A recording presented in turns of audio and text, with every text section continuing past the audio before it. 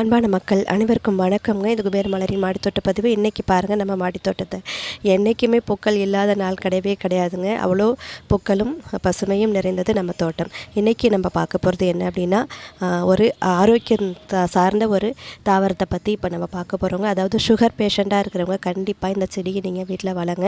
இது வந்து அவ்வளோ ஒரு பயன் கொடுக்கும். உங்களுக்கு எந்த மாதிரி பயன் கொடுக்குன்னு பார்க்கலாம். இது வந்து இன்சுலின் பிளான்ட்டுங்க.